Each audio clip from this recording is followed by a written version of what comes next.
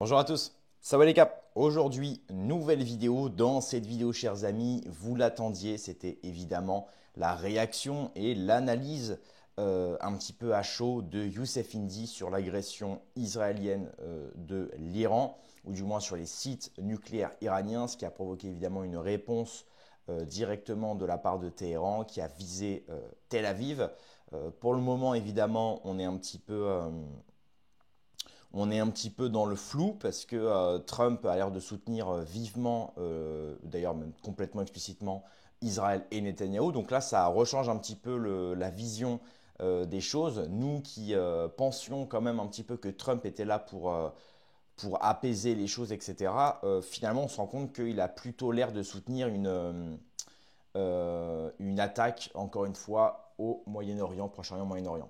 Donc, évidemment, ça change un petit peu tout le scénario que nous avait, par exemple, donné un type comme Alain Soral, qui nous avait plutôt dit que voilà, Trump était quand même là euh, pour apaiser les choses. Et donc, maintenant, la question, c'est pourquoi certains émettent la piste de Trump voudrait que Israël se lance dans une guerre contre l'Iran pour justement se cramer les ailes. Mais d'autre côté, on se dit, si les États-Unis interviennent, parce que il faut bien comprendre que Israël n'a pas les moyens de combattre l'Iran seul. C'est ce que m'a dit Gérard Chevrier dans mon interview d'hier, que je vous conseille d'aller voir, chers amis, qui est un expert sur le sujet. Il m'a dit, voilà, Israël, s'ils combattent seul face à l'Iran, d'ici 2 semaines, c'est fini. Israël, c'est fini. Donc c'est pour ça que les États-Unis doivent obligatoirement les aider et rentrer dans le conflit. Sauf que si les États-Unis rentrent dans le conflit, déjà qu'ils sont en train d'aider l'Ukraine face à la Russie, comment vont-ils être sur les deux flancs? Donc ça veut dire que la Russie va prendre du terrain automatiquement. Et puis derrière, si l'Iran se voit soutenu par la Russie, par la Chine, par le Pakistan, je rappelle le Pakistan comme une puissance nucléaire, j'ai dire islamique musulmane, bien qu'elle est sunnite et les Irans sont chiites, les Iraniens sont chiites, mais bon quand même. Donc c'est pour ça que ce conflit-là est très compliqué à comprendre, donc il ne faut pas voir tout de manière binaire en disant ah regardez Trump est à profond, truc, machin, attention. Ce conflit, il reste plus compliqué que les autres. Il reste très compliqué à comprendre. Surtout que l'Iran en face, c'est pas n'importe qui. C'est pas le Hamas. Hein. Donc bon. Donc c'est pour ça qu'on a besoin d'être un petit peu éclairci, j'ai envie de dire, notamment en regardant l'analyse de Youssef Indy. On va voir ça. Il est passé sur la chaîne de mon ami Alimoudine Ousmani, que je salue, qui a d'ailleurs sorti un excellent bouquin disponible chez Contre-Culture. N'hésitez pas à aller le lire et à vous le procurer. Et puis c'est parti les amis. Avant de commencer, je vous incite évidemment à mettre un petit pouce bleu sur cette vidéo et notamment à mettre un commentaire et à vous abonner en mettant la cloche. Ça vous permet d'avoir toutes les actualités de la chaîne et surtout ça m'aide énormément. Voilà, voilà. Allez, on va se mater la vidéo. Stock et c'est parti.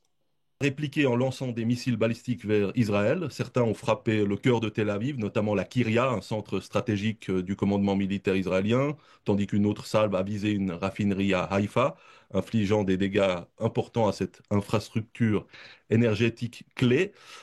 Quelle lecture fais-tu de la situation ayant conduit à cette confrontation ouverte entre Israël et l'Iran? D'abord, il y a le contexte général. Il y a une négociation qui était en cours, des négociations qui étaient en cours entre les États-Unis et l'Iran. Il y a eu une suspension temporaire des négociations et une reprise qui était prévue, une reprise des négociations. Je crois qu'une rencontre était prévue le dimanche, donc le dimanche, sachant que les frappes israéliennes ont commencé le jeudi, dans la nuit de jeudi à vendredi, et une réunion, je crois, était prévue le dimanche.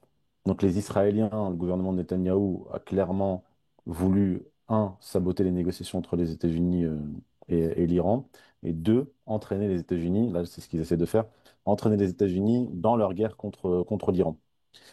Tout comme ils avaient saboté durant le cessez-le-feu les négociations secrètes qu'il y avait entre les États-Unis, l'administration Trump et le Hamas, en dévoilant publiquement que l'administration Trump négociait avec le Hamas sans impliquer les Israéliens. Mais après cela, l'administration Trump a repris les négociations avec le Hamas et les négociations avec le Yémen. Donc voilà la situation et voilà les objectifs. Alors les objectifs, il y en a d'autres, hein. Les objectifs israéliens sont un des objectifs principaux, ça a été de déstabiliser en fait l'État iranien, parce que tout de suite après les premières frappes, Netanyahou a lancé un appel aux Iraniens pour qu'ils se libèrent du régime des Mollahs, etc., etc. Ils ont pensé paralyser pour longtemps les défenses aériennes iraniennes. Ça a pas duré pour 24 heures, puisque dès le vendredi soir, le lendemain, les Iraniens ont lancé leur contre-offensive. Ils pensaient aussi déstabiliser l'armée iranienne en frappant des têtes, des hauts responsables, des hauts cadres, même le chef des passes d'alarme, le gardien de la Révolution, le chef d'état-major aussi. Alors ça, comme l'a expliqué Xavier Moreau dans un tweet, ça c'est basé sur un vieux mythe biblique, hein. C'est le récit de Judith qui séduit et égorge dans la nuit le chef d'une armée ennemie et qui conduit à la déroute de cette armée. Et les Israéliens vivent dans ce mythe, pensent que peuvent détruire une organisation comme le Hezbollah ou comme le Hamas, ou faire tomber un État comme l'Iran, simplement en assassinant des hauts dignitaires. À croire qu'ils ne savent pas comment fonctionne un État. Voilà, donc ça aussi, ça a échoué. Ça a plutôt eu l'effet inverse, c'est-à-dire qu'en Iran, même, même ceux qui sont plutôt libéraux, ou même des Iraniens qui vivent pas en Iran, qui sont plutôt libéraux ou plutôt hostiles à la République islamique d'Iran, eh bien là, font bloc autour de leur État, en fait. Puisque même s'ils sont anti, régime d'Ebola, entre guillemets, ils restent nationalistes, ils restent attachés à leur pays. Et le fait de tuer des civils, comme l'ont fait les Israéliens, effectivement, ne poussera pas à la rébellion, à la révolte des Iraniens. Non. Donc là, il y a eu plusieurs erreurs de calcul. Et puis, il y a eu la contre-offensive. La contre-offensive, elle, est quand même très précise. Alors, je précise quand même hein, que, il y a eu plus de morts civiles iraniens que de morts civils israéliens, parce que les Israéliens, la propagande israélienne s'est mise en branle en disant que les Iraniens visaient les civils, alors qu'en réalité, c'est eux qui ont visé les civils les premiers, ceux qui ont lancé l'offensive. Et alors, effectivement, les Iraniens ont visé une raffinerie, une centrale électrique, un centre du Mossad, un centre L'Institut Weizmann aussi, qui l'Institut travaille Weizmann. avec le Mossad et Elbit. Voilà. C'est un centre de recherche scientifique. Ils ont aussi frappé le siège de Amman, c'est-à-dire le renseignement militaire israélien. Euh, et aussi, alors c'est ce qu'explique Xavier Moreau, et je le reprends dans la prochaine chronique, c'est qu'il en avait déjà parlé l'année dernière, c'est-à-dire que les Iraniens, eux, ont investi dans un armement peu coûteux. Donc quand ils lancent des salves de drones et de vieux missiles, parce qu'en fait ils sont en train d'écouler leur vieux stock, eh bien ça leur coûte beaucoup moins cher qu'aux Israéliens de les intercepter.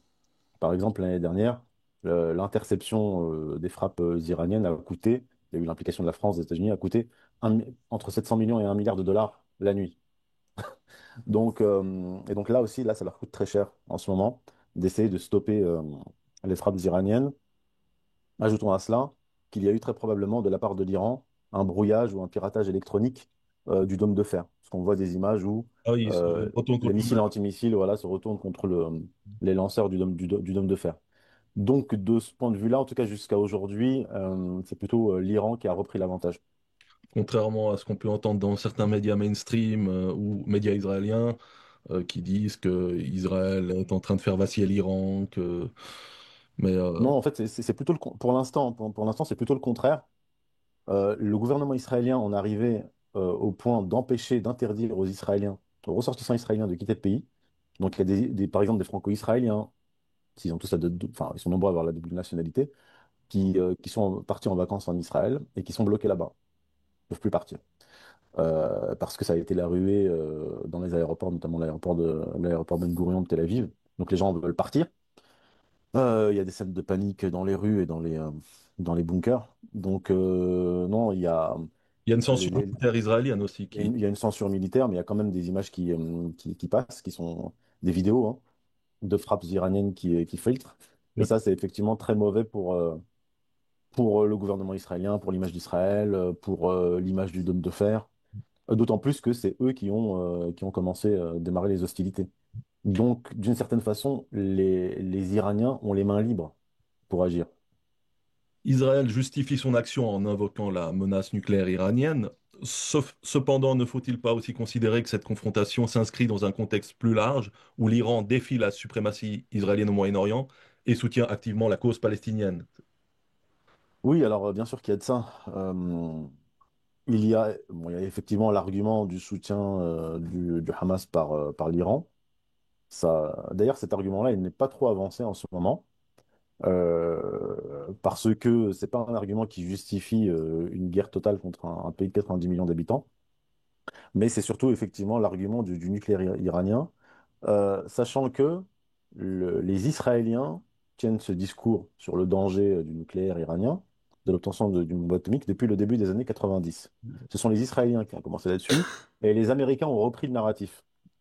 Ils ont repris le narratif et ils sont en première ligne dans les négociations, dans les sanctions contre l'Iran par rapport à cette question du nucléaire. Donc même Trump, qui veut éviter la guerre et qui a basé ses deux mandats Oui, et ses trois euh, campagnes électorales sur, sur comment dire, la fin des guerres impériales, hégémoniques des États-Unis, lui-même en fait reprend le narratif israélien sur Ouais. cette question du nucléaire. Parce que pourquoi est-ce qu'il y a un problème nucléaire? Pourquoi est-ce qu'il y a des négociations sur le nucléaire? Pourquoi est-ce qu'il y a des sanctions par rapport au nucléaire? C'est parce que ce sont les Israéliens qui, à partir des années 90, ont mis cette question sur la table, mm, basée sur un mensonge. Tout comme les armes de destruction massive en Irak, bien sûr. c'est le Mossad qui transmettait les intox aux États-Unis, au gouvernement des États-Unis, qui les reprenait. Donc Et d'ailleurs, pour info, concernant la guerre en Irak, justement, j'en avais parlé encore une fois avec Chevrier, Monsieur Chevrier, durant mon interview que j'ai menée avec lui hier soir, que je vous incite à voir. Euh, il faut savoir que pendant la guerre en Irak, donc il faut savoir voilà, que Netanyahou, il y a des vidéos qui circulent où il était le premier à dire, et pas que lui, hein, en Israël, à dire que voilà, l'Irak était une menace parce qu'ils allaient avoir certaines armes qui pouvaient justement mettre en péril euh, l'Occident, etc., la paix sur Terre. Et donc là, j'ai demandé à ChatGPT pour m'assurer que ce soit, pour avoir plus de détails, disons. Il faut comprendre que pendant la guerre en Irak, euh, Israël a vendu des armes clandestinement parlant, à l'Iran. Et elle a soutenu littéralement l'Iran. Israël a discrètement soutenu l'Iran durant la guerre Iran-Irak, malgré l'hostilité idéologique affichée par la République islamique à son égard. Donc ça, c'est juste dingue. On parle notamment de missiles, pièces détachées d'avions américains F-4 Phantom. Cette affaire a révélé que les États-Unis, avec l'aide d'Israël, ont vendu discrètement des armes à l'Iran pour financer les contrats guérilla anti-sandinistes au Nicaragua. Israël servait d'intermédiaire principal pour le transfert d'armes. Israël préférait une guerre longue et sans vainqueur clair. L'idée était de laisser les deux puissances régionales s'affaiblir mutuellement, ce qui servait les intérêts sécuritaires d'Israël à long terme. Donc on se rend compte quand même que Israël, qui aujourd'hui nous dit que l'Iran est une menace, qu'elle est prête encore, donc ils nous refont le même récit, hein, l'Iran voilà, menace la paix sur Terre, etc. Alors qu'en fait, Israël a soutenu littéralement l'Iran pendant la guerre contre l'Irak, soi-disant, voilà, pour effectivement que les deux États s'affaiblissent. Mais vous vous rendez compte? Ils ont financé leur futur ennemi. Et ensuite, ils se plaignent, encore une fois, de se prendre. C'est exactement comme le Hamas. Hein. Exactement comme le Hamas. Netanyahou aussi a financé une partie du Hamas pour que justement ça fasse de la concurrence, disons, à, si je dis pas de bêtises, l'OLP, l'organisation de lutte palestinienne, un truc comme ça, euh, qui était en fait une autre armée indépendante. Donc, et là, c'est pour vous dire à quel point, c'est pour ça que il ne faut pas tout de suite basculer dans une vision binaire des choses, de dire ah voilà, il y a tel conflit, il faut que je me mette de tel côté, ou alors il y a tel président, il a dit telle chose, donc non.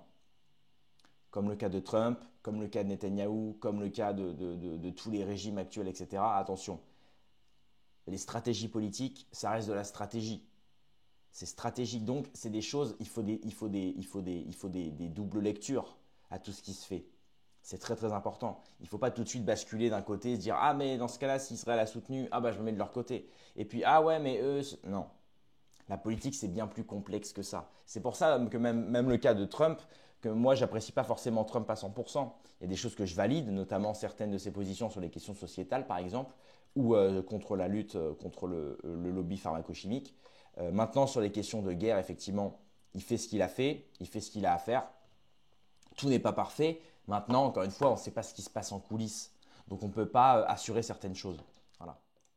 les armes de destruction massive en Irak, même en Syrie, dont ils nous ont parlé, et maintenant, et depuis maintenant des décennies en Iran, tout cela vient des Israéliens. Et quel rôle justement joue Donald Trump dans cette crise? On y vient. Parce que cette nuit, il a encore appelé à une reddition inconditionnelle de l'Iran, semblant s'aligner pleinement sur la position israélienne. Hmm. Pardon. Pas le prendre au pied de la C'est lettre. exactement...